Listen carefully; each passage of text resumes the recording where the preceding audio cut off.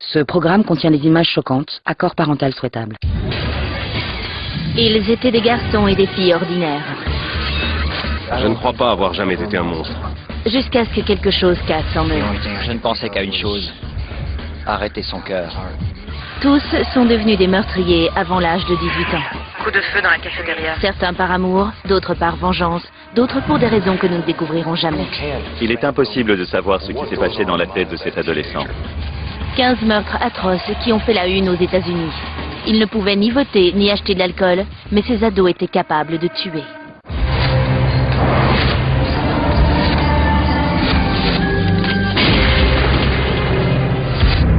Le 20 avril 1999, le massacre du lycée de Columbine choque le monde entier.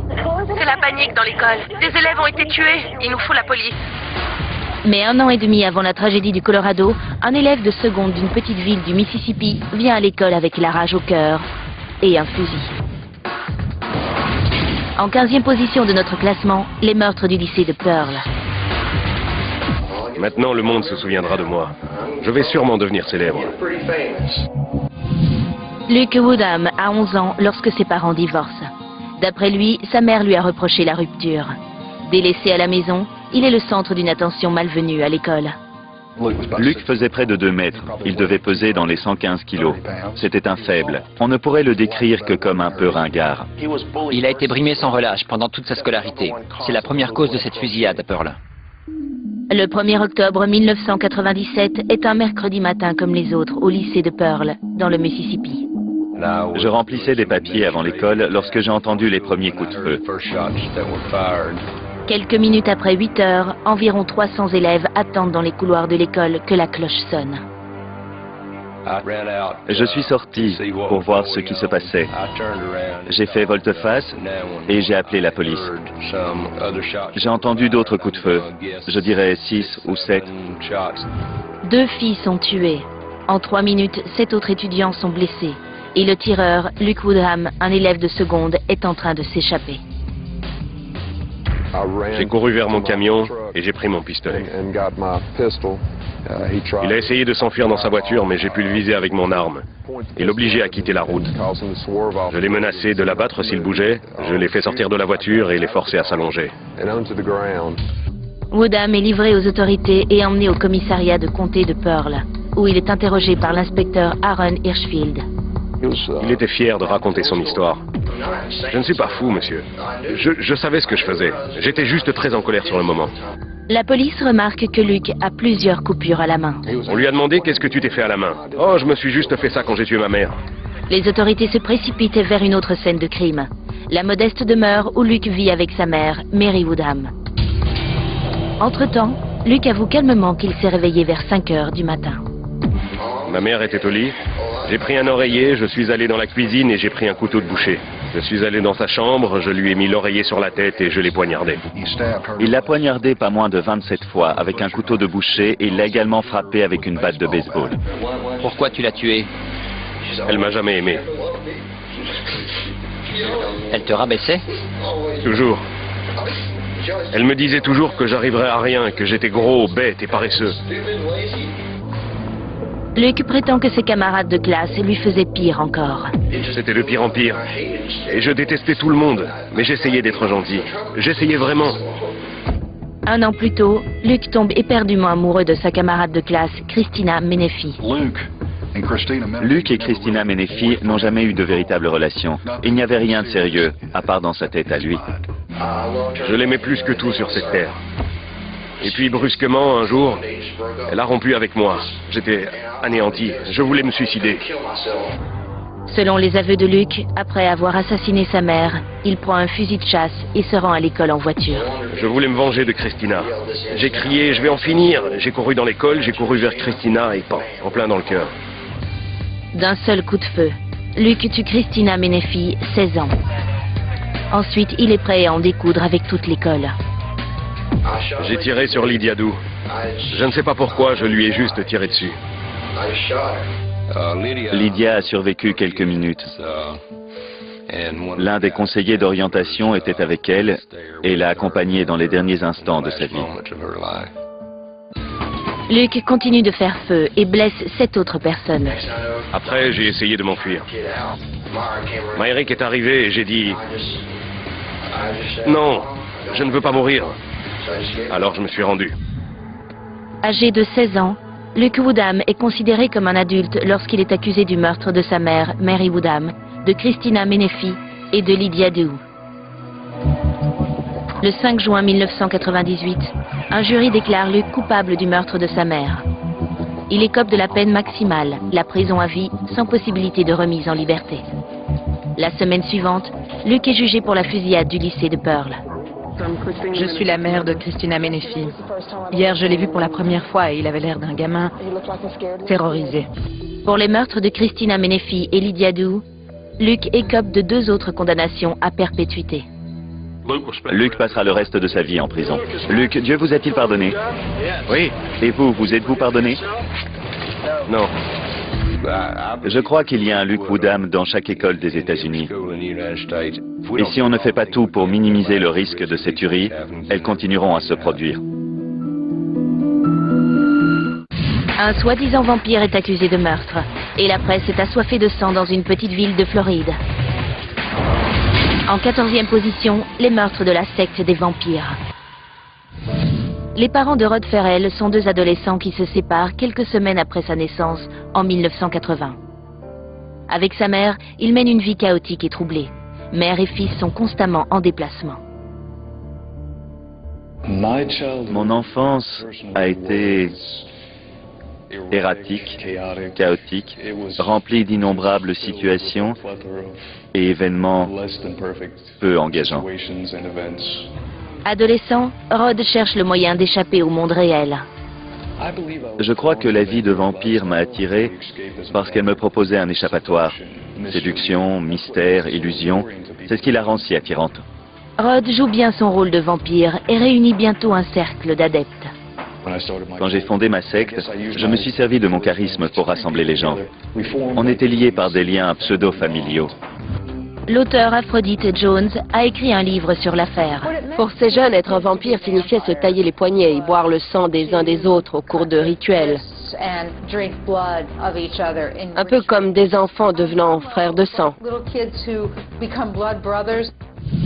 En 1995, Ferrell et sa mère vivent à Eustis, en Floride. Rod devient ami avec une jeune fille du nom de Heather Wendorf. Elle était très intelligente. Ça m'a toujours attiré. En décembre 1995, Rod déménage dans le Kentucky, mais d'après des documents judiciaires, il garde le contact avec Heather. On a eu de très nombreuses conversations téléphoniques. D'après des rapports officiels, Ferrell croit que Heather a peur de ses parents. Je ne veux pas dire que j'ai tiré une conclusion hâtive, mais après toutes ces années, je me dis que c'est peut-être ce que j'ai fait. En novembre 1996, Rod décide de sauver Heather de ses parents. Il recrute 3 membres de son clan de vampires. Scott Anderson, 16 ans, fournit une voiture.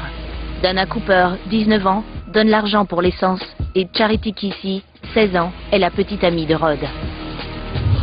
La nuit du 25 novembre, les 4 adolescents arrivent à la maison de Wendorf à Eustis, en Floride, à environ 55 km d'Orlando.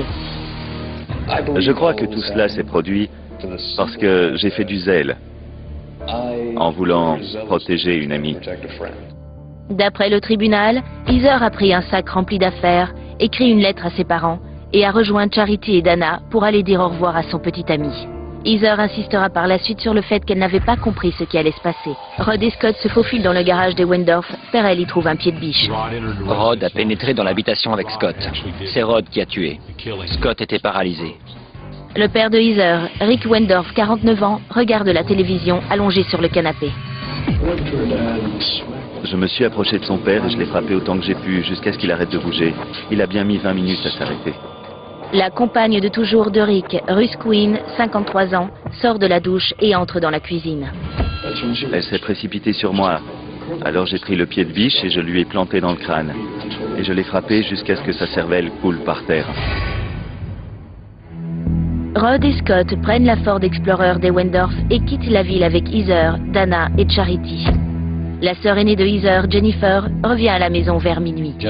Jennifer Wendorf a trouvé sa mère et son père morts. Nous avons appris que Heather et un certain Rod Ferrell avaient l'intention de faire une fugue. 3 jours plus tard, les 5 adolescents sont capturés à Bâton Rouge, en Louisiane. Lorsque la police interroge Ferrell, il se vante d'avoir commis les 2 terribles meurtres. Quand on prend une vie, on devient un dieu pendant une fraction de seconde. C'est ce que j'ai ressenti. Mais si j'étais un dieu, je ne serais pas ici, j'imagine. Entre-temps, Heather clame son innocence. Je ne savais pas qu'il allait tuer mes parents. Je me rappelle lui avoir dit « Ne t'approche surtout pas de mes parents. Je les veux vivants. » Le 17 décembre 1996, Rod est inculpé pour le meurtre de Rick Wendorf et de Ruth Quinn. Ferrell commence par plaider non coupable, mais au début de son procès, le 4 février 1998, il décide de plaider coupable. J'étais responsable de quelque chose qui n'était absolument pas nécessaire. Le procès passe directement à l'étape de la condamnation. Roderick Justin Ferrell, par l'autorité de ce tribunal, vous êtes condamné à la peine de mort. À ce moment-là, j'ai pensé... Bon, ben voilà. Je ne pouvais rien faire pour l'arrêter. Et je n'étais pas sûr de le vouloir. Scott Anderson plaide coupable pour les 2 accusations de meurtre et est condamné à 2 peines de prison à perpétuité sans possibilité de libération. Accusé de complicité de meurtre, Charity Kessy plaide coupable et écope d'une peine de 10 ans et demi. Dana Cooper plaide coupable pour le même chef d'accusation et est condamnée à 17 ans et demi de prison. Heather Wendorf n'a jamais été accusée de quoi que ce soit et continue à clamer son innocence. Elle est libre depuis le début, alors que nous avons été pénalisés au maximum. Rod Ferrell ne sera pas exécuté. En 1999, sa sentence est ramenée à la perpétuité sans possibilité de libération, suite à une décision de la Cour suprême de Floride. Selon Ferrell, ses années de prison l'ont transformé. En 2008, l'ancien vampire s'est même marié. Gina Maria Ferrell est ma femme et ma raison d'être. Le couple entame une correspondance lorsque Gina fait des recherches sur le cas de Rod pour un cours de criminologie. Pendant des années, beaucoup de gens m'ont demandé pourquoi j'ai fait ça. Et je leur réponds en toute honnêteté, on ne peut pas donner une explication si simpliste. Ce sont des choses qui mettent toute une vie à se former, surtout chez les jeunes. Il est absolument impossible de savoir ce qui s'est passé dans la tête de cet adolescent. Le ranch d'un journaliste célèbre dans le monde entier est le théâtre d'un triple homicide. J'ai immédiatement vu des choses très troublantes. En 13e position, la vengeance de Cody Posey. Cody Posey n'a que 3 ans lorsque ses parents divorcent. Il grandit au Nouveau-Mexique avec son père, Paul Posey. Leur relation est difficile. Il ne faisait jamais rien de bien aux yeux de son père. Rien de ce qu'il faisait n'allait. Il n'avait pas vraiment le droit d'être un petit garçon. L'auteur Robert Scott a écrit un livre sur cette affaire. Il a commencé à être question de mauvais traitements de la part de son père qui le battait. Il me maltraitait. Il était cruel. Je recevais des coups de poing, des gifles, des coups de pied, des coups de planche, etc. C'était très courant à la maison. À l'automne 2001, le père de Cody est employé comme responsable du Chavez Canyon Ranch, dont le propriétaire est le correspondant d'ABC News, Sam Donaldson. Cody vit dans le ranch avec son père, sa belle-mère, Tryon, et la fille de celle-ci, Marie-Léa. Cody et sa belle-mère ne s'entendaient pas. Il y avait beaucoup de tensions entre eux. D'après Cody, son père, Paul, rend la vie au ranch intolérable. Alors que je grandissais, les mauvais traitements empiraient. Il me battait de plus en plus à coups de poing, de planches, de pierres et de pelles. Cody Posey a 14 ans lorsque ces mauvais traitements atteignent selon lui leur apogée dans la nuit du 4 juillet 2004. Il a été appelé dans la chambre. À en croire Cody, son père était debout en sous-vêtements et Tryon était dans le lit. Cody prétend que son père tenait une torche au butane, utilisée pour les soudures sur le ranch. Tryon a relevé les couvertures et elle était toute nue. Mon père a allumé la torche et m'a dit d'avoir des rapports avec Tryon. J'ai refusé de le faire et il m'a brûlé. C'était des brûlures assez importantes. Alors je suis sorti de la chambre aussi vite que possible. Cody se terre dans sa chambre le reste de la nuit. Le jeune garçon prétend ne pas avoir revu son père jusqu'au lendemain matin. J'étais en train de nettoyer les enclos. Il est sorti de la maison et j'avais peur de ce qu'il allait faire. Il m'a dit « ce n'est pas assez propre ». Je lui ai répondu « c'est toujours plus propre qu'avec toi ». Parce qu'il ne nettoie jamais les enclos. Et là, il m'a collé un revers. C'est un peu la goutte d'eau qui a fait déborder le vase. J'ai perdu tout contrôle de moi. Je ne savais pas ce que je pensais ni ce que je faisais.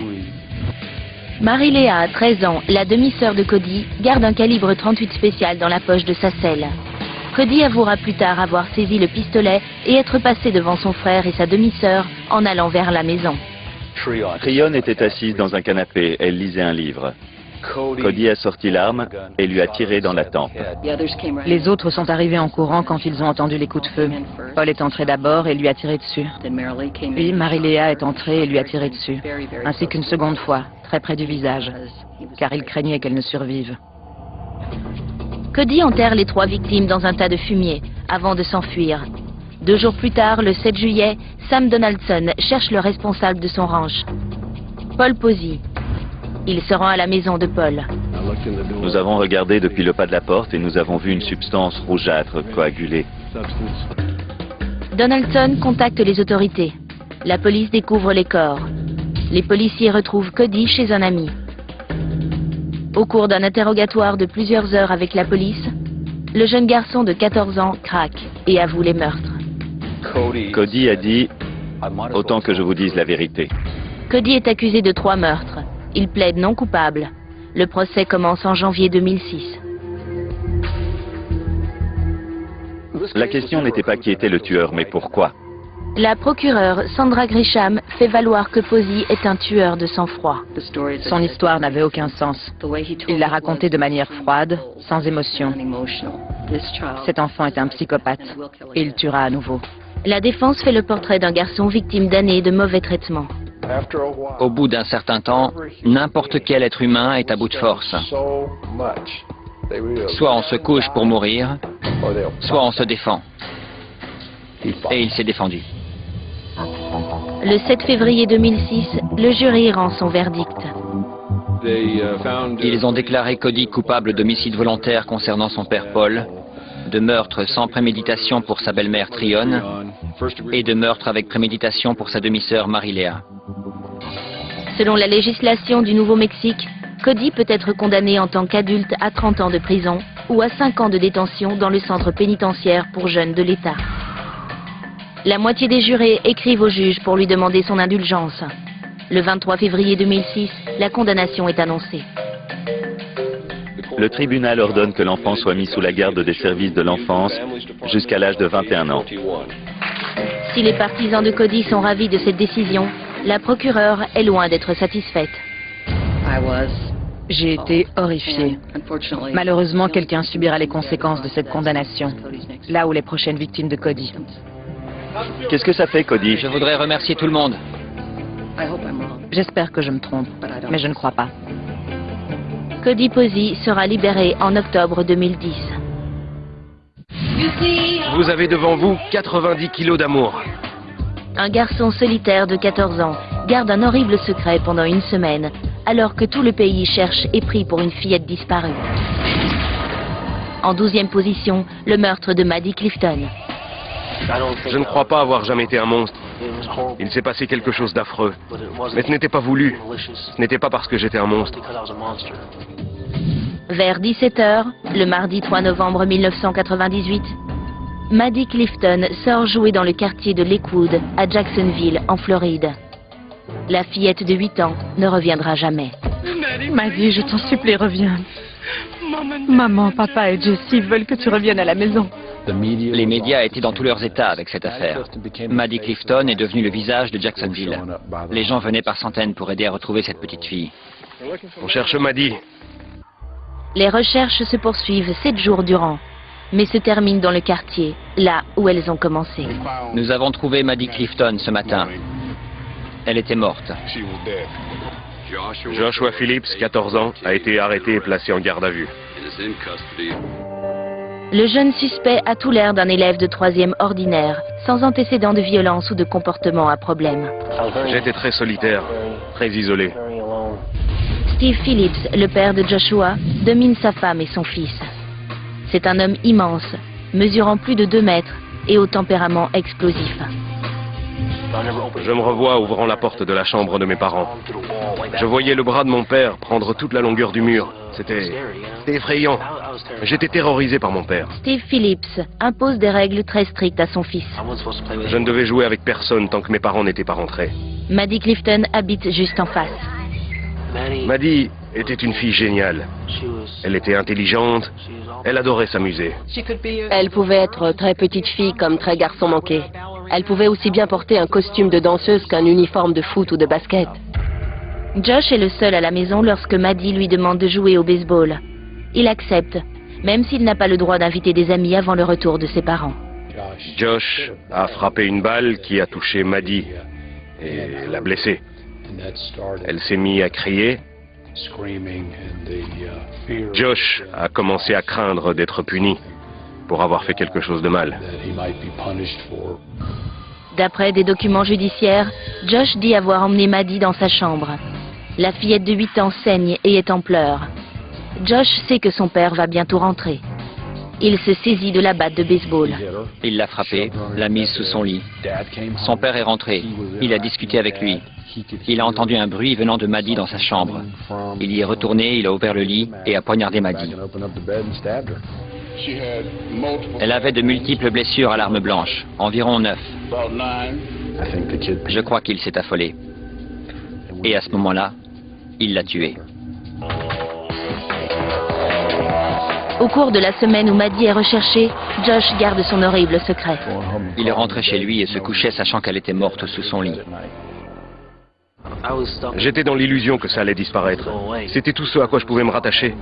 Je me disais que si ça disparaissait, ma vie pourrait continuer normalement et que tout le monde oublierait. C'est ce que je me disais dans ma tête de gamin. Le mardi 10 novembre, l'odeur du corps en décomposition de Maddie est insoutenable. Missy Phillips décide de nettoyer la chambre de son fils.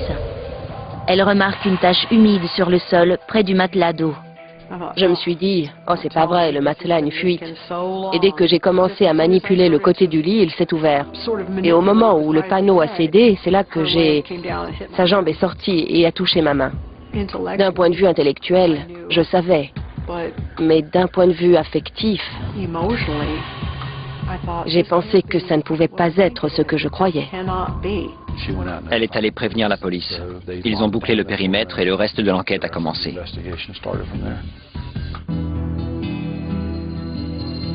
Josh est arrêté à l'école et placé dans le centre de détention pour jeunes. Il fait ses aveux à la police. D'après des documents judiciaires, il dit avoir tué Maddie parce qu'il avait peur de son père. C'est lui qui a créé l'atmosphère dans laquelle je vivais. Je ne crois pas que ça se serait produit s'il n'avait pas été là. J'en veux pas mal à Steve pour ce qu'a fait Josh. Une fillette innocente qui joue dans son propre quartier et qui est tuée par un gamin qui a peur de s'attirer des ennuis.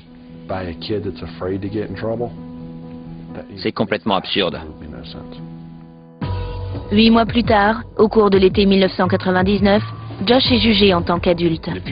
Et si vous le croyez quand il dit que pour éviter d'avoir des ennuis avec son père, il a décidé de la traîner à l'intérieur et de lui fracasser le crâne à plusieurs reprises, vous ne pouvez y voir qu'un meurtre prémédité. Le jury abonde dans ce sens. Nous, membres du jury, déclarons l'accusé coupable de meurtre avec préméditation. Le verdict de culpabilité s'assortit d'une sentence mandataire, la perpétuité sans possibilité de libération. À Joshua Phillips, nous n'avons qu'une chose à dire. Comment as-tu osé? Comment as-tu osé nous enlever Maddie sans raison? Elle était ton amie et tu l'as cruellement assassinée. J'aimerais pouvoir revenir en arrière. J'aimerais bien. J'aimerais que Maddie soit encore là. Elle méritait d'avoir une chance de vivre. Josh Phillips purge actuellement sa peine au centre correctionnel de Hardy en Floride. Steve Phillips est décédé dans un accident de voiture en 2000. Missy Phillips rend tous les mois visite à son fils et emploie un avocat pour faire appel sur le dossier de Josh. Si cette société considère que les enfants qui font cela sont impardonnables, alors je suis bien là où je dois être. Mais il se trouve que j'ai changé. Je sais que je ne suis plus le même. Il n'y a rien en moi qui veuille faire du mal à qui que ce soit. Dans un instant, La terrible histoire d'un jeune de 16 ans accro aux jeux vidéo devenu un vrai tueur. Téléchargez-la gratuitement sur iTunes. E-Online est également disponible sur votre portable. C'était un fils de pasteur, un garçon sage qui n'avait qu'un défaut, un jeu vidéo détesté par son père. En 11e position, Daniel Petrick et la tuerie inspirée par Halo. Daniel Petrick, 16 ans, a tout l'air d'un garçon ordinaire du Midwest. Il grandit près de Wellington, dans l'Ohio. Danny, il n'était pas violent pour dessous. Tout le monde l'appelait le clown de la classe. En gros, c'était un gamin très bien. Un gamin très bien. Mark Petrick, le père de Daniel, est pasteur à l'église New Life Assembly of God. Petrick est très proche de son fils unique. Il n'était pas du tout rebelle. Nous étions une famille aimante. Sa mère l'aimait, je l'aimais. On faisait toujours passer la famille d'abord. Les problèmes commencent en 2007, lorsque Daniel souffre d'un staphylocoque après un accident de snowboard. On lui a trouvé 2 trous dans la colonne vertébrale. Il a été sous antibiotiques pendant 9 mois. Il ne pouvait rien faire, aucune activité physique. Pour passer le temps pendant sa maladie, Daniel veut jouer aux jeux vidéo. Mark Petrick et sa femme Suzanne lui achètent une console et quelques jeux. Du motocross, du football américain et du hockey, des jeux bien. Puis il a commencé à demander des jeux violents. On ne savait pas qu'il les amenait en douce à la maison et qu'il y jouait. L'obsession de Daniel devient ingérable pour ses parents. J'ai dit à Danny, si tu rapportes des jeux violents à la maison, je les détruirai. Ça l'a mis très en colère, mais il a continué à les amener en douce. Père et fils ont une autre confrontation lorsqu'une nouvelle version du jeu préféré de Daniel, Halo 3, sort à minuit, le 25 septembre 2007. Il est sorti de la maison vers 2 heures du matin pour aller l'acheter. Ma femme l'a surpris, elle m'a réveillé. J'ai confisqué le jeu, j'ai dit, tu n'y joueras pas, c'est terminé. Son père l'a mis dans une boîte fermée à clé dans sa chambre. C'est là qu'il mettait également le pistolet. Au soir du 20 octobre, Mark et Suzanne Petrick se détendent dans leur salon. Daniel a pris les clés que son père avait laissées sur le bureau. Il a pris la clé qui ouvrait la boîte dans la chambre de son père. Et de cette boîte, il a pris le pistolet 9 mm et le jeu vidéo. Daniel pénètre dans la pièce où ses parents sont assis sur le canapé.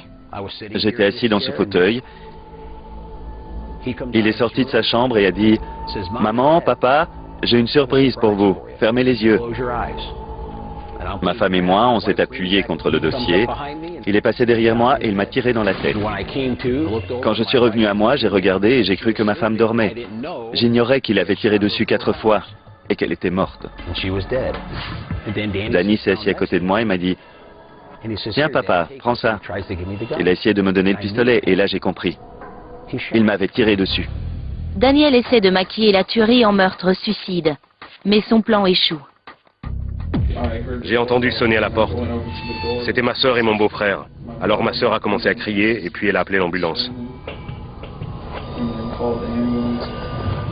Je ne sais pas ce qui s'est passé. Je suis passée chez mes parents et ma mère est blessée. Mon père est blessé aussi. Mon frère est là. C'est pas vrai. Mon Dieu, pourquoi ça nous arrive à nous?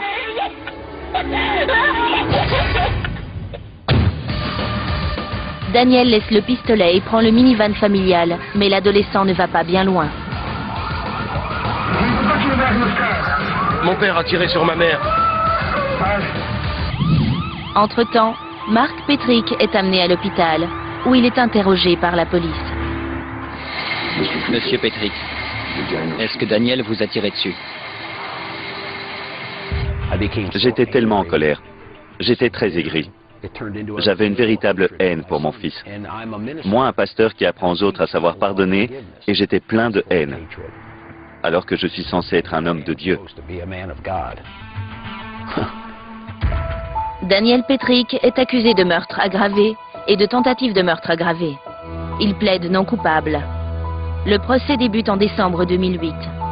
À ce moment, Mark Petrick avait pardonné à son fils. Je t'aime, Danny. Je ne compte plus le nombre de fois où il m'a dit « Papa, maman me manque ». Sa douleur est très profonde et c'est normal. Si ce n'était pas le cas, je ne prendrais pas la parole pour lui aujourd'hui.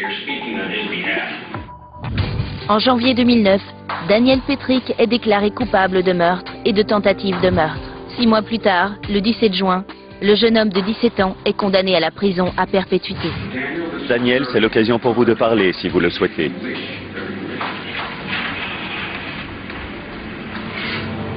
Je ne peux pas. Je suis désolé. Daniel aura droit à une possibilité de libération en 2030. En attendant, Mark Petrick continuera sur le chemin du pardon et de la guérison. Si je n'avais pas pardonné à mon fils, je serais très en colère et très malheureux pour le restant de mes jours. Le pardon est quelque chose de puissant, d'extrêmement puissant. J'ai demandé son aide à Dieu, car si j'avais dû le faire tout seul, je n'aurais jamais pu le faire.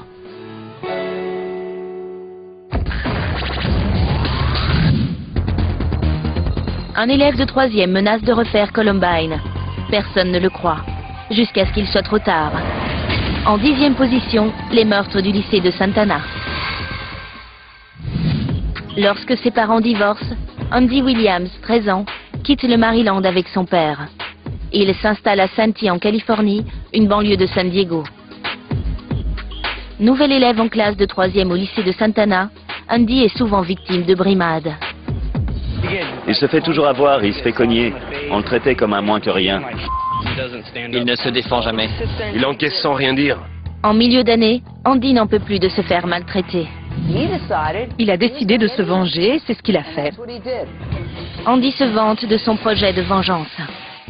J'ai entendu dire qu'il avait parlé d'apporter une arme à l'école, mais personne ne le croyait. Au matin du lundi 5 mars 2001, Andy Williams se faufile dans le placard à armes de son père et y prend un pistolet de calibre 22. Il glisse l'arme et 40 balles dans son sac à dos. Vers 9h20, Andy emmène son sac à dos dans les toilettes des garçons du lycée. D'après des documents judiciaires, Williams sort le calibre 22 et ouvre le feu. J'ai entendu des coups. Ça ressemblait à des pétards. Peter Ruiz, responsable de la sécurité, se précipite sur les lieux pour enquêter. En entrant, j'ai regardé du côté des urinoirs et par terre, il y avait un jeune homme tourné vers le mur. Il y avait du sang autour de la tête et dans les cheveux. Brian Zucker, 14 ans, est décédé, tué d'une balle dans la tête. Il y avait un autre jeune homme. Il était toujours conscient et me disait de partir. Trevor Edwards, 17 ans, est à terre, grièvement blessé au cou. Je lui ai dit de tenir bon et qu'on allait chercher des secours. Ruiz ne se rend pas compte qu'Andy Williams est caché dans les toilettes, en train de recharger son revolver 8 coups. Il quitte les toilettes pour appeler l'administration de l'école et leur demander d'appeler les secours de toute urgence. Il est alors 9h22. Fusillade au lycée de Santana. Qui a été touché? Un élève. Donc on ne sait pas où est le tireur? Non, je n'en ai aucune idée. Andy ouvre la porte des toilettes et commence à faire feu dans la cour. J'ai senti quelque chose me frapper au bas du dos et je suis tombé vers le milieu de la cour. Là, j'ai compris que j'étais touché. John Shard, un élève de première, revient tout juste d'un cours de photographie. J'avais un appareil photo dans mon sac et j'ai voulu immortaliser la scène.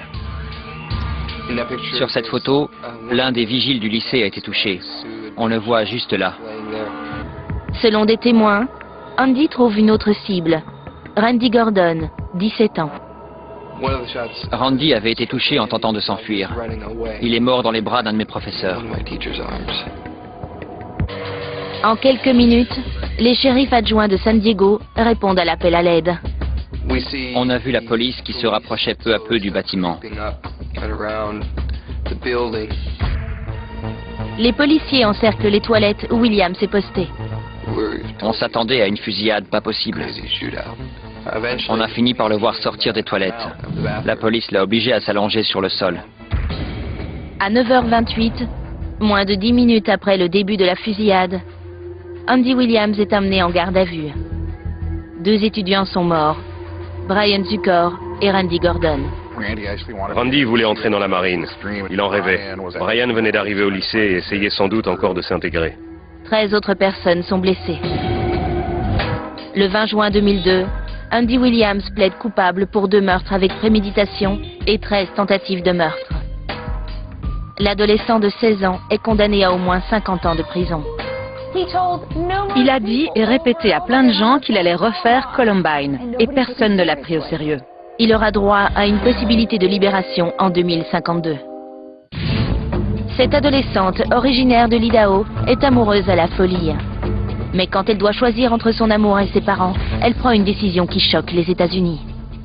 Il y a très peu de filles qui ont fait ça.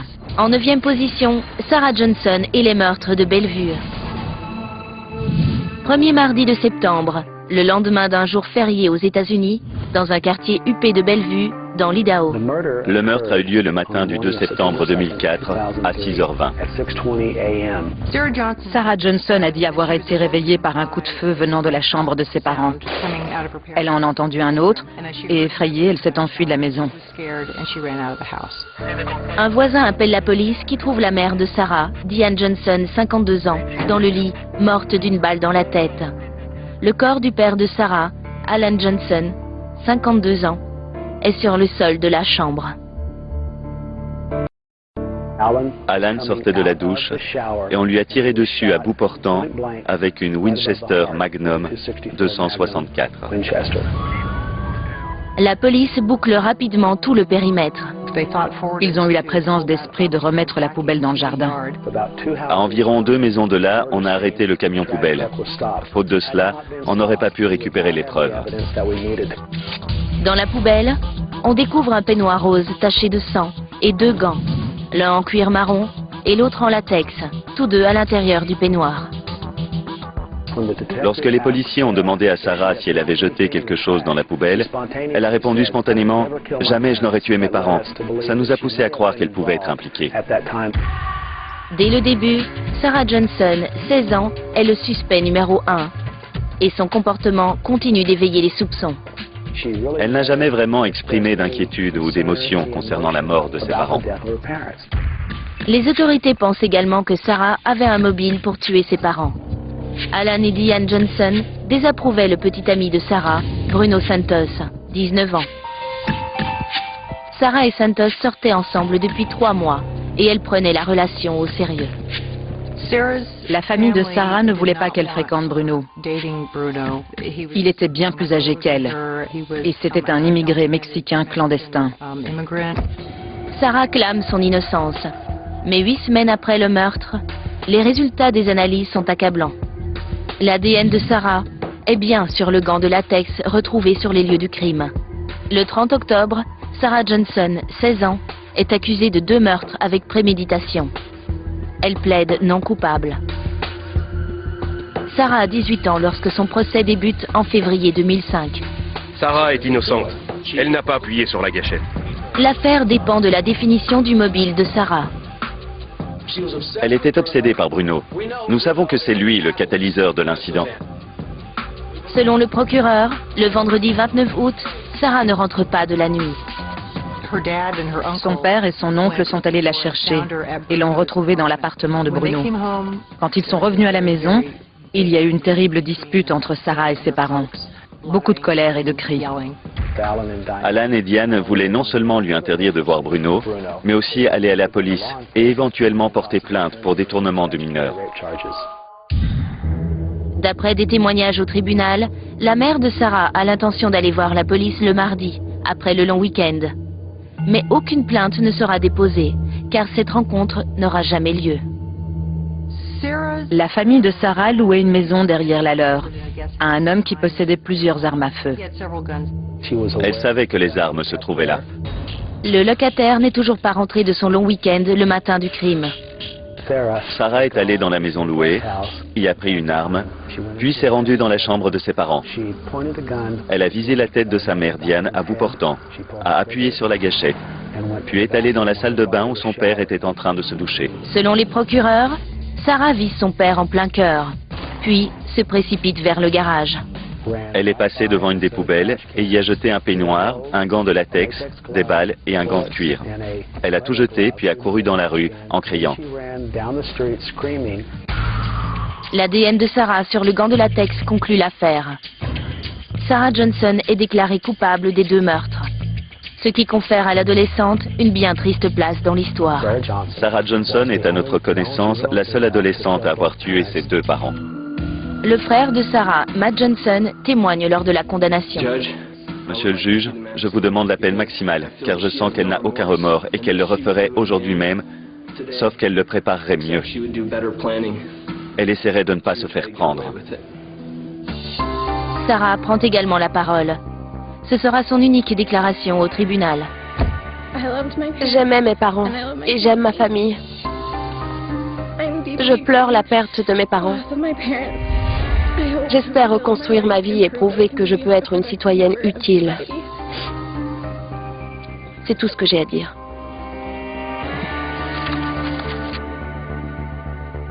Le 30 juin 2005, un juge condamne Sarah à 2 peines à perpétuité, plus 15 ans pour avoir utilisé une arme à feu.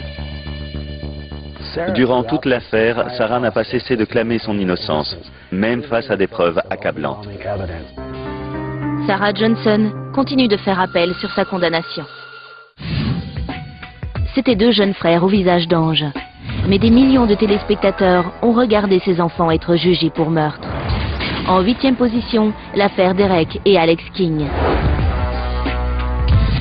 Derek et Alex King sont nés à seulement 14 mois d'intervalle. Pourtant, les 2 frères se connaissent à peine. Lorsque Derek a 4 ans et Alex 3, leurs parents se séparent. Ils vivent d'abord avec leur père, Terry King. Cathy Medico a écrit un livre sur cette affaire. Brusquement, Terry a eu beaucoup de mal à trouver du travail et à nourrir ses enfants. Les ressources étaient très limitées. Derek est envoyé dans une famille d'accueil, tandis qu'Alex reste avec son père à Cantonment, en Floride, à une quinzaine de kilomètres de Pensacola. Mais en octobre 2001, Derek, 13 ans, est renvoyé à son père par sa famille d'accueil. Derek était parti pendant 7 ans. Il n'y avait pas eu de contact entre eux, c'était donc des étrangers. Ils ne se connaissaient pas. Et il me semble que Derek était perdu. Le père de Derek ne se débrouille pas mieux. Terry aimait ses enfants. Il essayait d'être un bon père. Il était strict avec eux, mais je crois qu'il avait du mal à communiquer avec eux. Le vendredi 16 novembre, 3 semaines seulement après les retrouvailles de la famille, Derek et Alex fuguent. D'après le New York Times, ils se réfugient chez Ricky Chavis, 40 ans, un ami de leur père qui s'occupait souvent d'Alex quand Terry travaillait. Mais Chavis cache un lourd secret. Pour autant qu'on sache, Terry King n'avait aucun moyen de savoir que Ricky Chavis avait été condamné pour pédophilie. En 1984, Ricky Chavis est condamné à 6 mois de prison pour attentat à la pudeur sur 2 garçons de 13 ans. Alex King dira plus tard qu'il a entamé une relation sexuelle avec Chavis alors qu'il avait 12 ans, ce que Ricky Chavis niera férocement au tribunal. Il a toujours décrit leur relation comme platonique, non sexuelle et non amoureuse. Terry signale la disparition de ses fils aux autorités. Le dimanche 25 novembre, après une semaine passée chez Ricky, les garçons rentrent à la maison. D'après Derek, il pense que Terry va les punir pour avoir fugué. J'avais peur qu'à notre retour, ils deviennent violents avec nous. Cette nuit-là, d'après leurs aveux, Derek et Alex attendent que leur père s'endorme. On a cherché un marteau, mais on n'en a pas trouvé, alors il a pris la batte et il l'a frappé avec. La batte l'a touché à la tête et il a continué à le frapper avec. J'avais peur qu'il se réveille et qu'il nous voie, alors j'ai continué à le frapper. Je l'ai frappé une dizaine de fois. Et puis il a défoncé le visage et on voyait la cervelle. Une fois Terry King mort, Derek et Alex décident de mettre le feu à la maison. On a mis le feu au lit avec un briquet parce que c'est une vieille maison et ça brûle facilement. Qui a eu l'idée de mettre le feu? Derek. D'après les rapports de la police, vers 1h45 du matin, les 2 frères appellent Ricky Chavis depuis une supérette. Ricky Chavis est venu récupérer les garçons et les a ramenés chez lui. Le mardi soir, les 2 frères se rendent à la police et avouent le meurtre de leur père. Alex, 12 ans, et Derek, 13 ans, sont jugés comme des adultes, ce qui fait d'eux les plus jeunes accusés de meurtre dans l'histoire de la Floride. Les garçons plaident non coupables. Puis, quelques semaines plus tard, ils reviennent sur leurs aveux. Brusquement, ils veulent changer leur déposition. Ils disent « Non, non, en fait, on était dans le coffre de la voiture de Ricky, qui était garée devant chez nous. C'est Ricky qui a tué notre père et mis le feu à la maison. » Le 9 avril 2002, Ricky Chavis est également inculpé pour le meurtre de Terry King. Il y a donc 2 procès pour le même crime. On se serait cru au cirque. Il y avait des tentes sur la pelouse et des camions de télé satellites partout. 30 août, le jury du procès Chavis annonce son verdict. Nous, membres du jury, déclarons Ricky Chavis non coupable. Chavis est acquitté, mais les frères King n'auront pas cette chance. Le verdict du jury a porté sur le meurtre sans préméditation, qui peut s'assortir de la perpétuité, mais pas forcément. Mais le juge rejette le verdict de culpabilité et envoie le dossier en médiation. Derek et Alex acceptent de plaider coupables pour homicide involontaire et pyromanie. On est tombé d'accord sur une peine de 8 ans de prison pour Derek et 7 ans pour Alex. La justice n'en a pas fini avec Ricky Chavis. Le 3 mars 2003, Chavis est jugé à nouveau. Cette fois-ci pour son rôle après coup dans le meurtre de Terry King et la manipulation de pièces à conviction. Apparemment, il avait lavé leurs vêtements, alors que ceux-ci comportaient des éléments de preuve, comme des éclaboussures de sang. Chavis est reconnu coupable et condamné à 35 ans de prison. Il a écopé de 35 ans et les garçons de 7 et 8 ans. Alex King est libéré en 2008. Depuis, Alex assiste aux conférences du gourou spirituel Deepak Chopra. Tout ce que je peux dire, c'est que je suis reconnaissant d'avoir pu tourner la page. Derek King finit de purger sa peine en 2009. Je crois que le système a bien fonctionné. Aujourd'hui, Alex et Derek s'en sortent extrêmement bien. Ils vont tous les deux à la fac. Je pense qu'on ne peut s'attendre qu'à du positif de la part de ces 2 jeunes hommes. Un voyage de 1500 km commence avec un pas. Dans... Accord parental souhaitable. C'était presque le crime parfait. C'était un véritable mystère. Nous n'avions aucune piste. Jusqu'à ce qu'un garçon de 16 ans fasse des aveux incroyables. En 7e position, le massacre de Peach Lane. Le 12 mai 2007, à 2h24 du matin, la police du comté de Lancaster, en Pennsylvanie, reçoit un appel d'un quartier calme et paisible.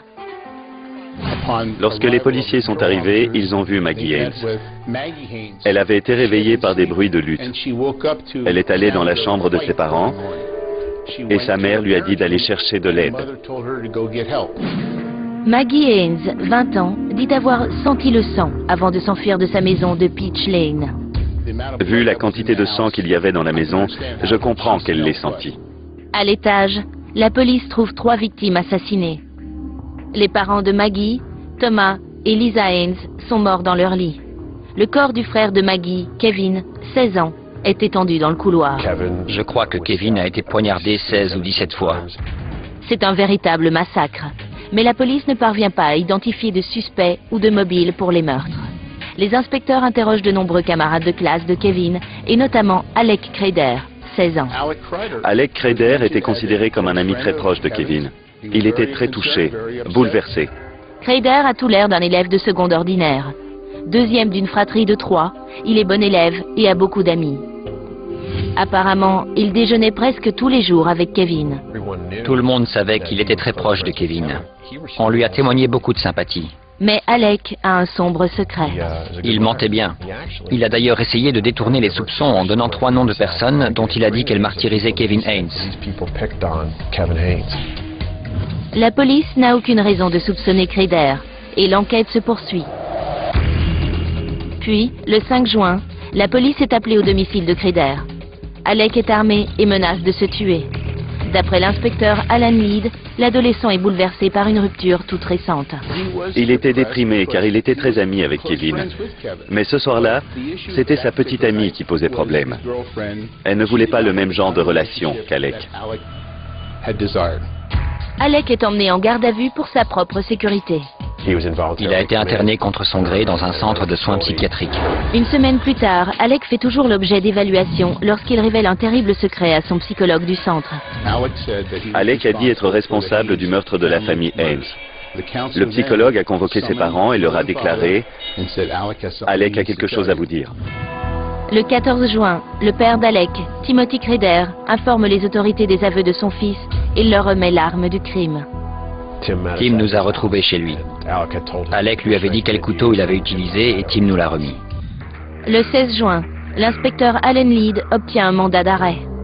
L'accusé, Alec Craider, a été arrêté et accusé de 3 meurtres. Après son arrestation, nous avons pu consulter ses journaux intimes, où il mentionnait à de nombreuses reprises son besoin de tuer, ses pensées meurtrières. Avec l'aide de la police, le procureur Craig Steadman reconstitue les événements de cette nuit sanglante à Peach Lane. Vêtu de noir, Alec s'introduit chez les Haynes par une porte non verrouillée. Il pénètre dans la chambre de Tom et Lisa Haynes. Tom Haynes a reçu 2 coups de couteau à la poitrine et est mort assez rapidement. Lisa Haynes a été grièvement blessée au côté gauche de l'abdomen, mais elle était encore en vie.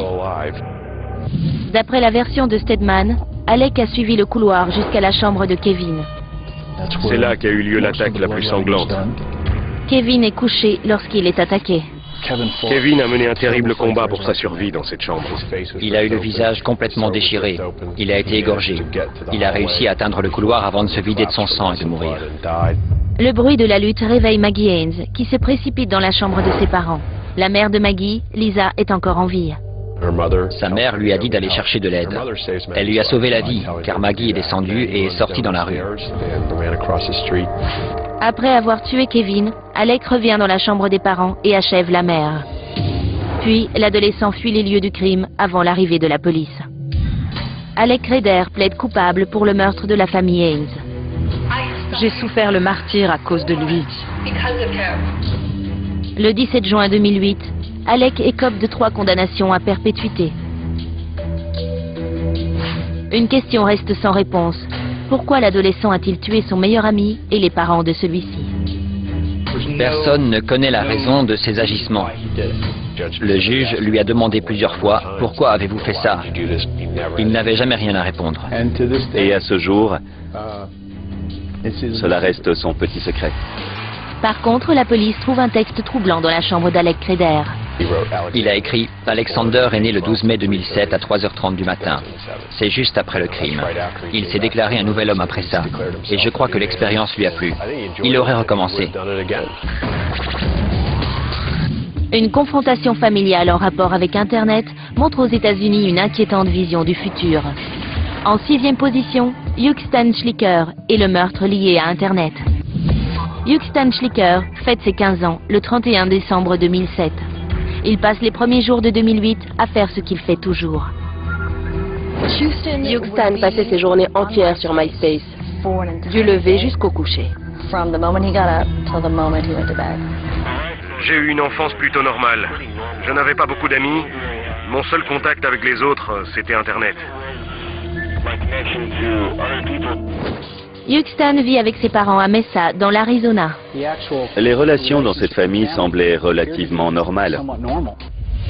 Mais les apparences sont trompeuses. Hugh Stan est en dépression suite à une rupture. Je ne crois pas que mon père ait su que ma copine avait rompu avec moi.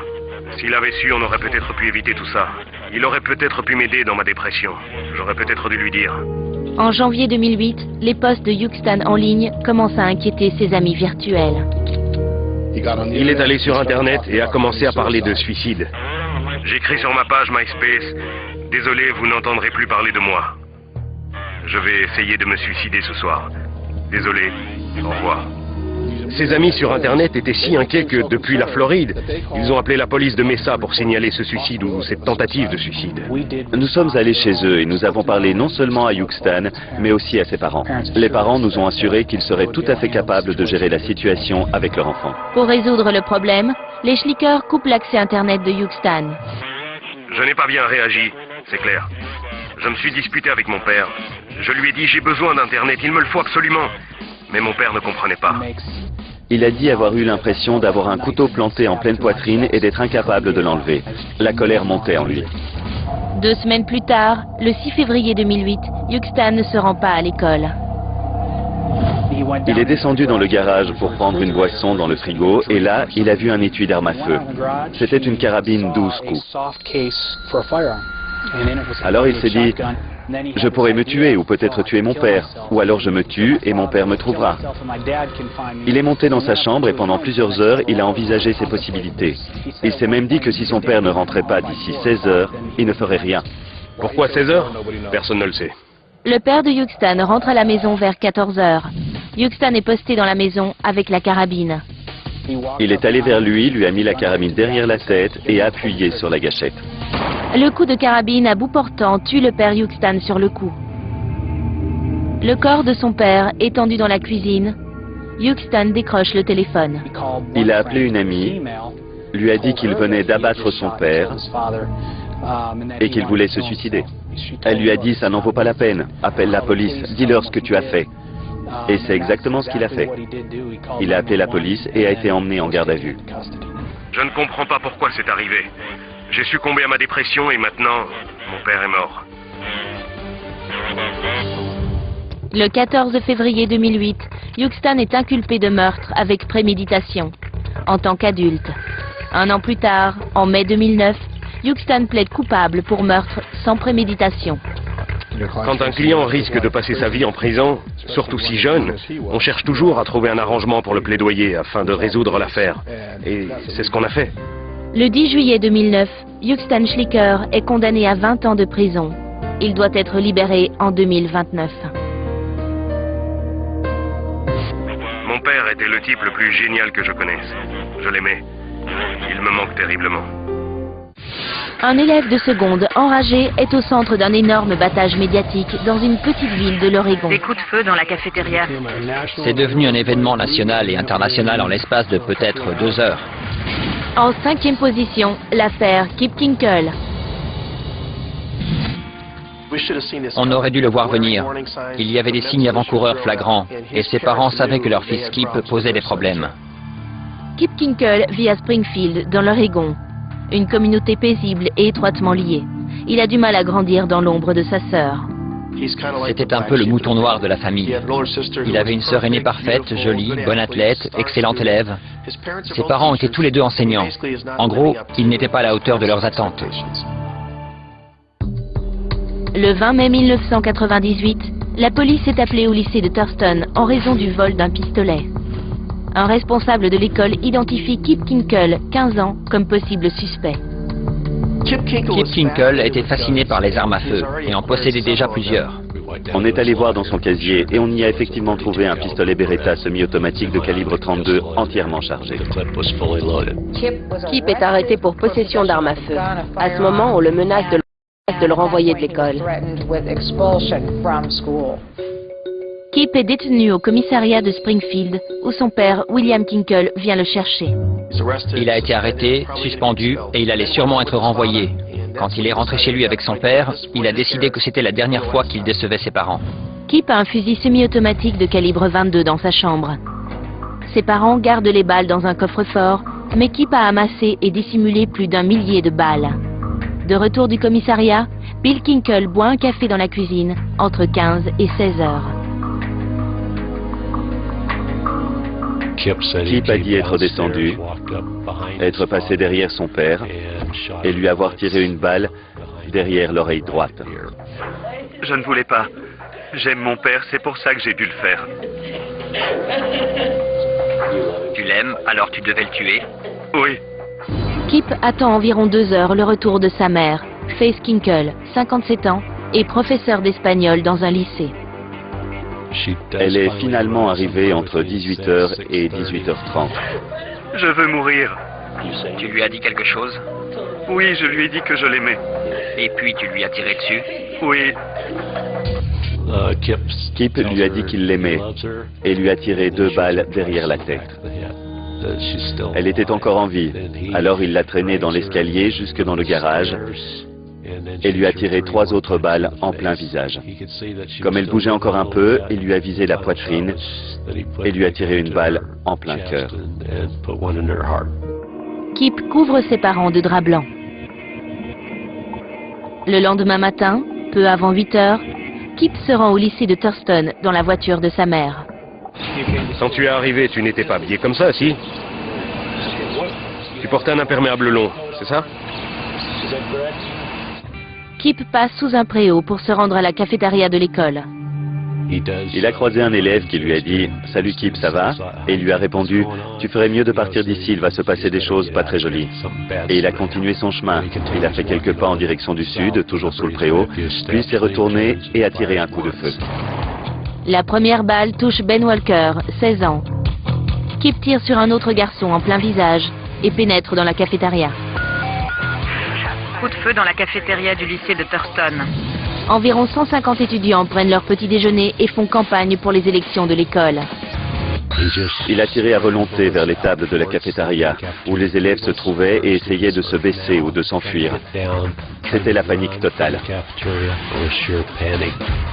Code 6 au lycée de Thurston.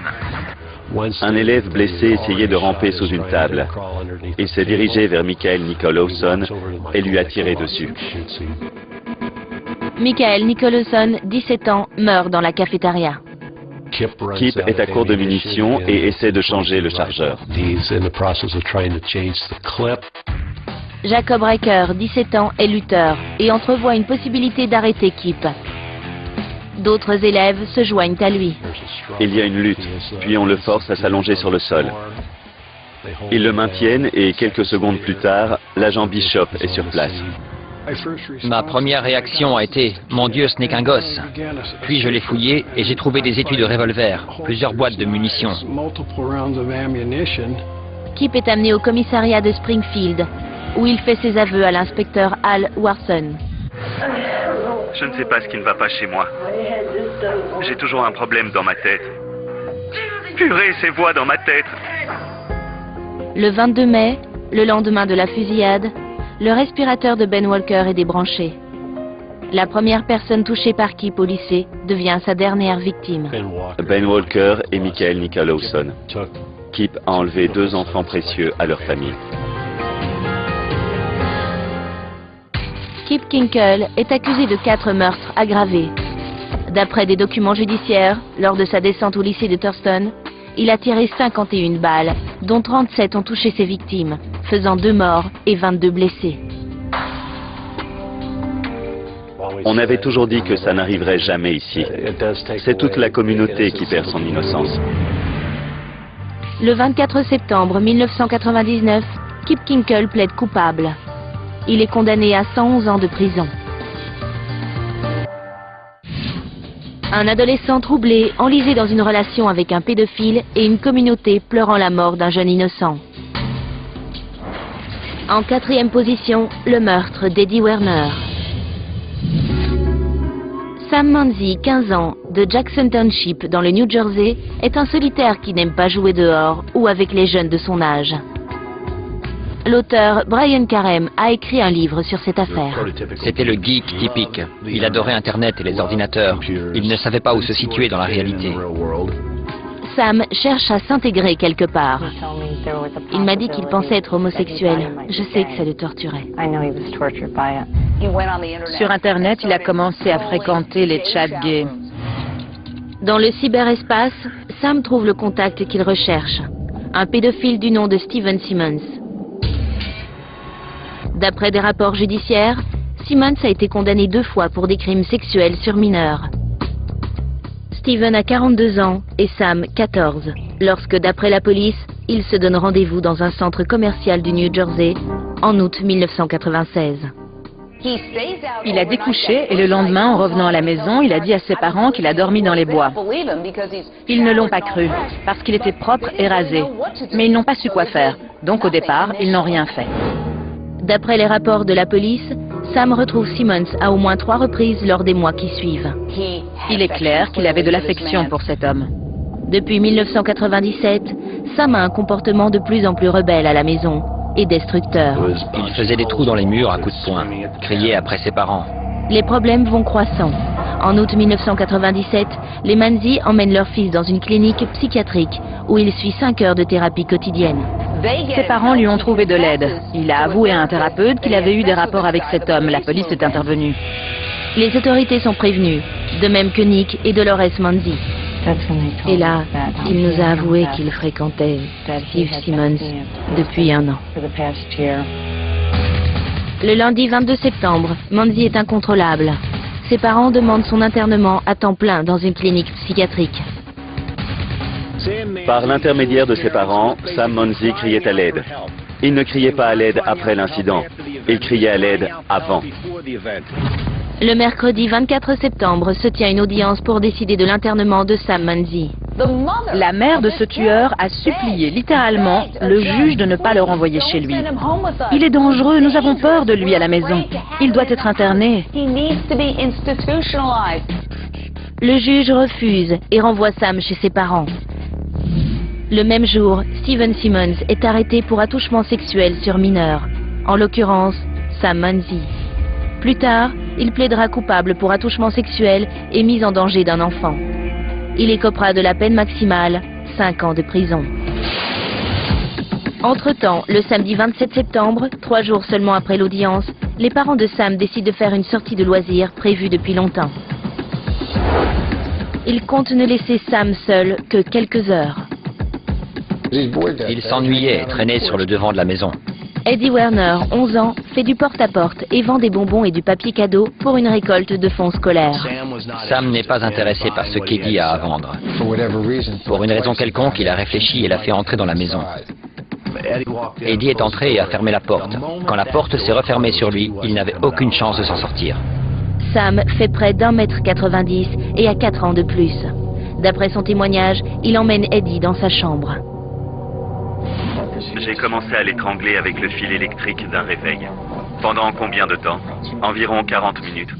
Eddie Werner est mort. Puis, d'après le témoignage de Sam, il se débarrasse du corps. J'ai mis son corps dans une valise, puis j'ai traversé la rue avec le corps dans la valise. J'ai sorti le corps de la valise et je l'ai mis près de la maison de mon voisin. 48 heures après la disparition d'Eddie, son corps est retrouvé. Manzi est immédiatement soupçonné. La police est au courant du comportement violent de ce jeune de 15 ans et de plus, la victime a été découverte en face de la maison de Sam. Il suffit de faire le rapprochement et on arrive à la maison des Manzi. Nous avions notre homme. Sam passe aux aveux et est accusé en tant qu'adulte de meurtre avec préméditation. Le procès doit débuter en mars 1999. Les avocats de Sam et ses parents veulent qu'il plaide non coupable pour raison d'aliénation mentale. Mais Manzi refuse. Sam préfère plaider coupable. Lorsque vous avez étranglé Edward Werner, l'avez-vous fait intentionnellement? Oui. En étranglant Edward Werner, saviez-vous ce que vous faisiez? Oui. Les parents de Sam Manzi ont tout fait pour aider leur fils. Ils savaient que c'était une bombe à retardement. Il était déjà en unité psychiatrique. Ces gens étaient censés s'occuper de mon fils. 5 heures par jour, 5 jours par semaine. Le système a échoué dans cette histoire et cela a coûté la vie à un petit garçon. Le 12 avril 1999, Sam Manzi, 16 ans, est condamné à 70 ans de prison. Je ne sais toujours pas pourquoi j'ai fait ça.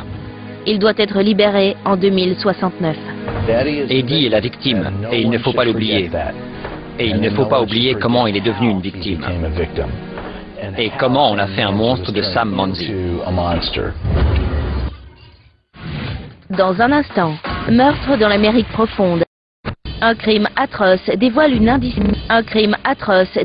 indicible cruauté dans l'Amérique profonde et attire tous les médias du pays dans une petite ville de l'Indiana. En 3e position, le cruel assassinat de Shenda Sharer. Ces filles n'étaient pas des tueuses nées. Quand elles sont nées, elles étaient innocentes. C'est notre monde qui fabrique des monstres. Les parents de Shenda Sharer divorcent lorsqu'elle a 7 ans. Shenda vit le plus clair de son temps avec sa mère à New Albany dans l'Indiana, tandis que son père vit à côté, à Jeffersonville. Je n'avais pas les moyens de l'envoyer dans une école privée, alors je l'ai inscrite au collège Hazelwood, où elle a rencontré Amanda Evelyn. Elle aimait faire la pom-pom girl et moi j'étais fan de basket. Alors ça passait bien entre nous. Shenda et moi nous sommes devenus très amis et on passait du temps ensemble. Avant de rencontrer Shenda, Amanda sortait avec une jeune fille de 16 ans, Melinda Loveless. Elle était possessive, vraiment très possessive. Elle s'est mis dans la tête qu'il y avait quelque chose entre Shenda et moi. Aphrodite Jones a écrit un livre sur ce meurtre. Lorsque sa petite amie lui a échappé, le monde de Melinda s'est effondré. Amanda prétendait que Melinda a craqué lorsqu'elle et Shanda sont allés ensemble à une soirée organisée par l'école. Elle m'a frappé au visage et m'a lancé plein d'insultes. Elle a dit que j'étais à elle et à personne d'autre. D'après des témoignages officiels, Melinda décide de faire peur à sa rivale de 12 ans, Shanda. Elle prend pour complice une certaine Lori Tackett, 17 ans. Elle est allée voir son amie Lori Tackett, sachant que celle-ci avait un besoin de violence. Ça ne pouvait que dégénérer. Le vendredi 10 janvier, Lori prend Melinda dans sa vieille Chevrolet. D'après le tribunal, il y a 2 autres passagères, Hope Rippey et Toni Lawrence, 15 ans toutes les deux. Hope et Toni ne connaissaient absolument pas Melinda. Elles l'ont rencontrée pour la première fois sur le pas de sa porte. Elle devait aller à un concert de punk rock.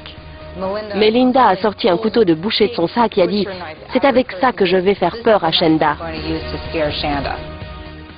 Au lieu d'aller directement au concert, les 4 adolescentes s'arrêtent à la maison du père de Shanda. Hope et Toni frappent à la porte.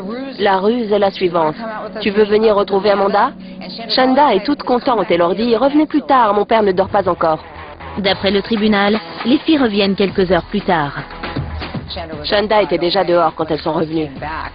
Une fois dans la voiture, Melinda a bondi de sous une couverture et elle a mis le couteau sous la gorge de Shanda. Les adolescentes emmènent leurs prisonnières dans un lieu reculé, à environ 80 km de là. Lori et Melinda ont sorti Shanda de la voiture. D'après le tribunal, Melinda sort une corde de la voiture. Elles l'ont étranglée. Déjà, elles avaient l'intention de la tuer, mais elle n'est pas morte. Alors, elles l'ont mise dans le coffre. À ce moment, elle était inconsciente. Elles se sont ensuite rendues à la maison de Lori Tackett. Elles ont laissé Shanda dans le coffre et sont entrées dans la maison. D'après le tribunal, Shanda revient à elle. Elles l'ont entendu crier depuis le coffre de la voiture et ont compris qu'elle n'était pas morte. Lori leur a dit « Je m'en occupe ». Elle a pris un couteau à légumes dans la cuisine de sa mère et est sortie. Là, elles ont entendu quelques cris étouffés. Puis Shanda s'est tue. Puis, Melinda et Lori sont revenues à la voiture, tandis que Hope et Toni restent dans la maison. Lori et Melinda ont pris la voiture. Soudain, elles ont entendu Shanda crier. C'est Lori qui est allée à l'arrière, a ouvert le coffre et à l'aide d'un outil a frappé Shanda jusqu'à la rendre méconnaissable. D'après le tribunal, Lori arrête encore la voiture plusieurs fois pour frapper Shanda avec un outil. Cet enfant a passé 9 heures dans ce coffre, sous la torture. Peu avant l'aube, Melinda et Lori retournent chez les Tackett pour récupérer Toni et Hope. D'après la police, les filles s'arrêtent dans une station essence et achètent une bouteille de Pepsi de 2 litres. Elles ont acheté de l'essence pour remplir la bouteille. Le gérant était là. Le cauchemar aurait pu s'arrêter là à tout moment. Elle était encore en vie. Elle aurait survécu. Mais non. Elles ont rempli la bouteille, sont remontées en voiture et l'ont emmenée à Lemon Road, où elles l'ont sortie de la voiture. Hope Rippey l'a aspergée d'essence et Lori Tackett a frotté l'allumette. Shanda est morte asphyxiée par la fumée dégagée par son corps en feu. Elle a été brûlée vive. 12 heures plus tard, Toni Lawrence vient au commissariat du comté de Jefferson et passe aux aveux. Toni Lawrence s'est rendue, car elle était la seule des 4 à ne pas avoir activement participé au meurtre de Shanda Sharer. Les 4 adolescentes sont accusées de meurtre. En novembre 1992, Melinda Loveless et Lori Tackett plaident coupables pour meurtre avec préméditation, torture et pyromanie. Elles écopent toutes 2 de la peine maximale, 60 ans de prison.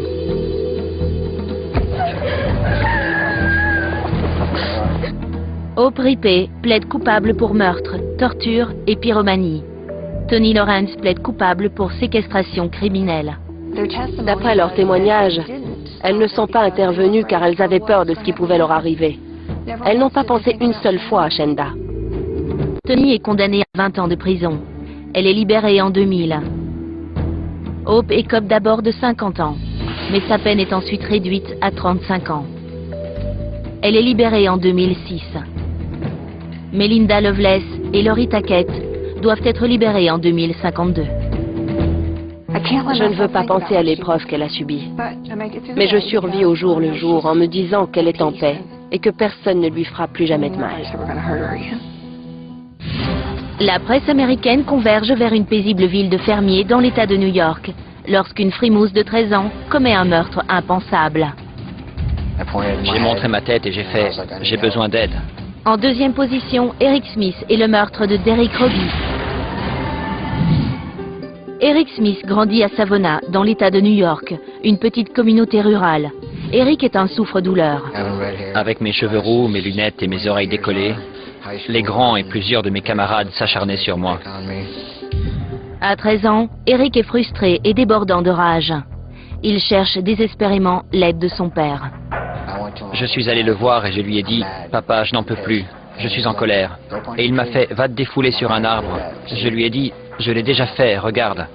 Et j'avais les mains en sang. Il m'a dit « Tu t'en remettras ». Au matin du 2 août 1993, Eric se rend à bicyclette au centre aéré dans un parc de la ville. Entre-temps, Derrick Robbie, 4 ans, quitte sa maison pour aller au centre aéré.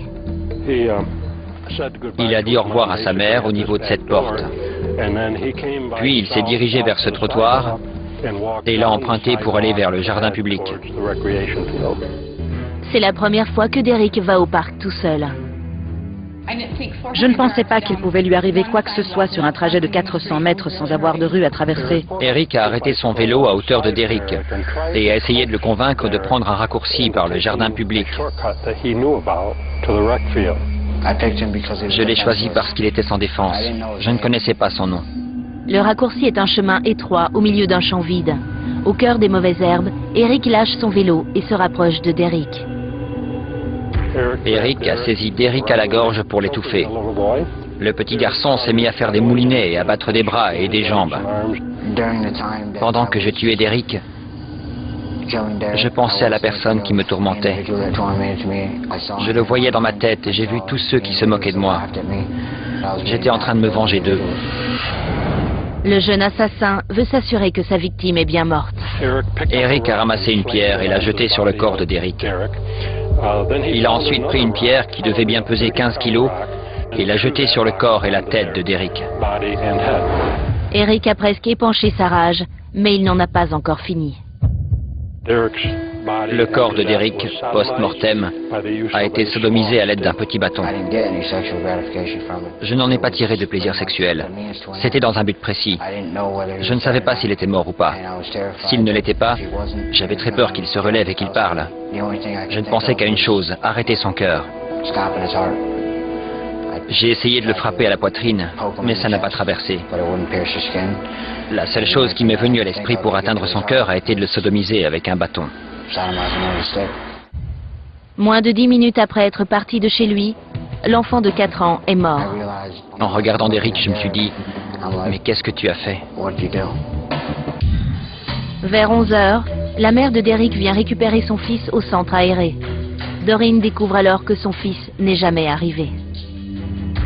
Les recherches ont été de grande envergure. Environ 4 heures après le début de l'enquête, le corps de Derrick a été localisé. Ce crime atroce choque la communauté de Savona. Nous avons pensé à un pervers adulte, un pédophile, qui aurait pu commettre ce crime. La mère d'Eric pense que son fils peut aider à faire progresser l'enquête. Ma mère leur avait dit que j'étais de ce côté-là de la ville quand c'était arrivé et que j'avais pu voir quelque chose. Eric Smith a été emmené au poste. On a vite observé et décidé qu'Eric savait très certainement quelque chose. J'ai changé ma version des faits et ils l'ont remarqué. Le jeune garçon ne fait pas le poids face aux policiers aguerris. Ils savaient plus ou moins que c'était moi. Ils m'ont regardé et m'ont demandé « Pourquoi tu l'as fait? Pourquoi tu nous mens ?» Et dans ma tête, je me disais « Dis-leur que c'est toi et finissons-en. » Le 8 août, 6 jours après avoir tué Derrick Robbie, Eric avoue tout à sa mère. En gros, je lui ai dit « Maman, j'ai tué Derrick. » Elle a simplement fondu en larmes et j'ai fait de même. Les Smiths préviennent les autorités le soir même. Eric, 13 ans, est accusé en tant qu'adulte du meurtre de Derrick Robbie. Eric plaide non coupable en raison d'aliénation mentale. Le procès débute pendant l'été 1994. Il a vécu 4 ans et 10 mois. Et c'est cette personne qui l'a tué. Le 16 août, le jury rend son verdict. Coupable de meurtre sans préméditation. Eric écope de la peine maximale, la perpétuité, avec une peine incompressible de 9 ans. Si je pouvais échanger ma place avec Derrick, je le ferais sans hésiter. Ce qui me fait le plus mal, c'est qu'il était tout seul. C'est à cause de moi que Derrick est mort tout seul. Il n'a jamais pu vivre à cause de moi. Eric Smith obtient la possibilité de remise en liberté en 2004. On la lui a refusée à chaque demande. Mais il continue à demander sa libération. Lorsque j'ai tué Derrick, je n'avais pas de sens moral. J'ignorais ce que c'était. La différence entre aujourd'hui et quand j'avais 13 ans, c'est que je respecte la vie. La capitale des États-Unis est sous le coup d'une vague de terribles meurtres et le monde découvre avec stupéfaction que l'un des tueurs est un adolescent. En première position, Lee Boyd Malvo et les snipers de Washington, D.C. Le 3 octobre 2002, à peine un an après les attaques du 11 septembre, 4 personnes sont abattues par des snipers en un peu plus de 2 heures dans une banlieue du Maryland.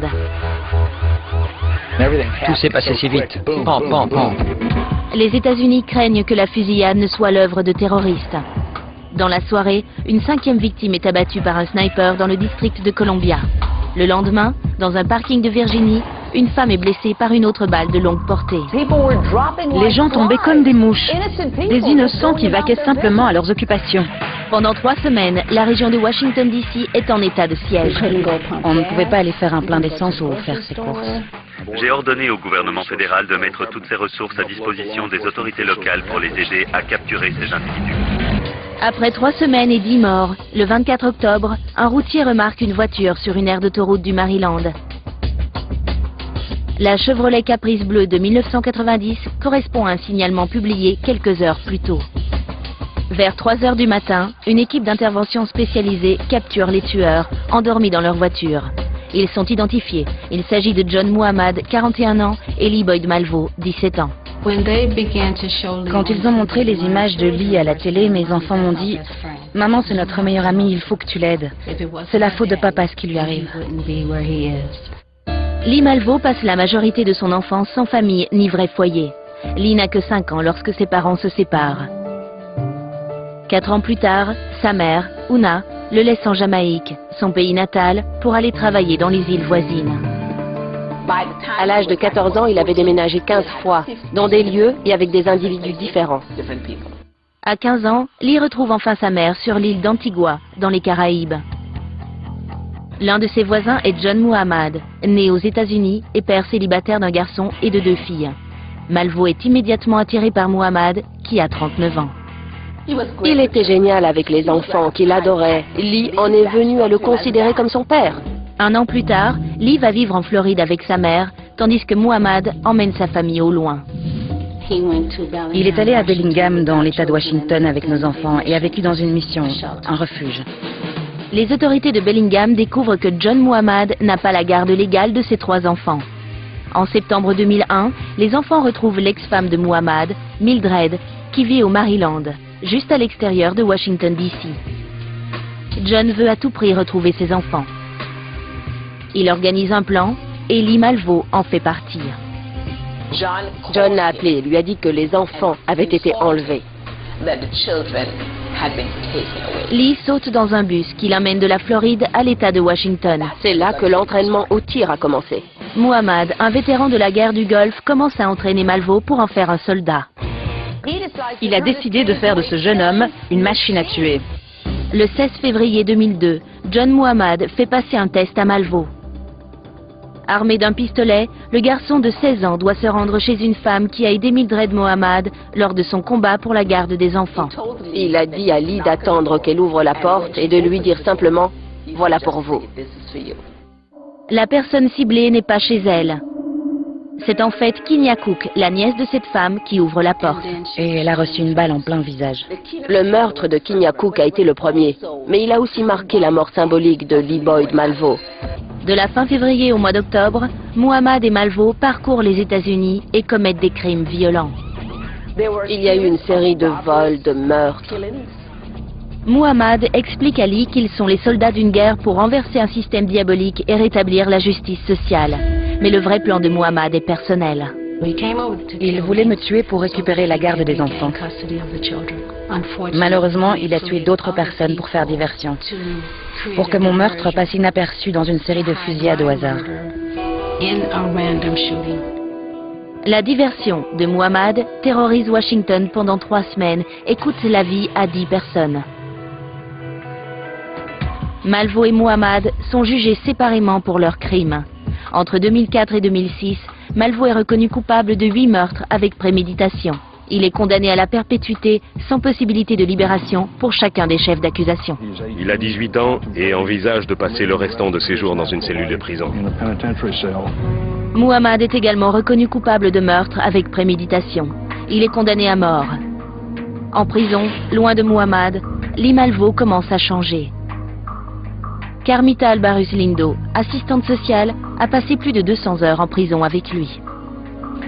Vers la fin de l'année 2004, il a pris conscience de ce qu'il avait fait. Il est plein de remords. Il pleure les victimes.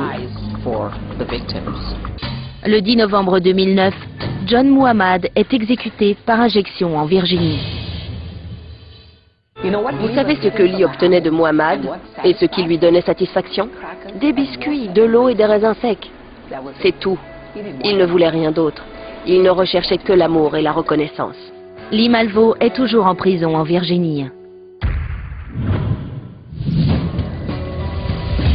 Certains étaient des monstres, d'autres des enfants ayant mal tourné. Tous ont découvert que, même adolescents, ils pouvaient tuer. En quelques minutes à peine, c'est non seulement ma vie qui a basculé, mais aussi celle de tous ceux qui étaient impliqués.